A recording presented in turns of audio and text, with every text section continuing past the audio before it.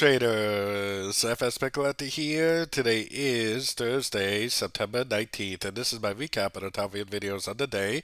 And gold versus the dollar came in number 2 today, so we're going to do a quick recap on the 1 hour time frame. If you didn't see my full top down analysis on gold from this morning, make sure you check out the video linked at the end of this video over here.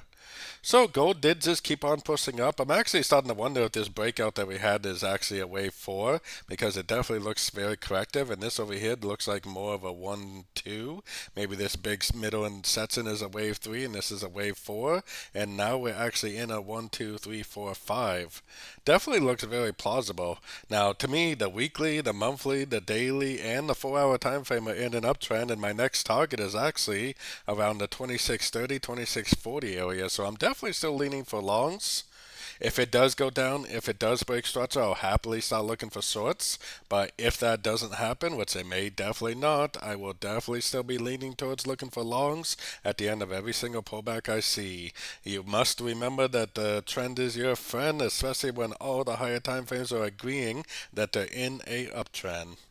So tomorrow's Friday. We got some news to look out for. We got JPY interest rate news coming out this evening. They're not planning on lowering interest rates, but that still should be something to keep an eye out for. We got retail sales for the pound. We got retail sales for the CAD tomorrow.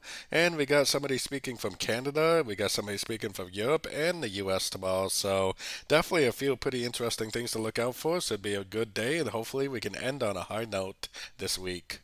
So don't forget to join my free Discord channel, which is linked over here in the corner. And as always, thank you and happy trading.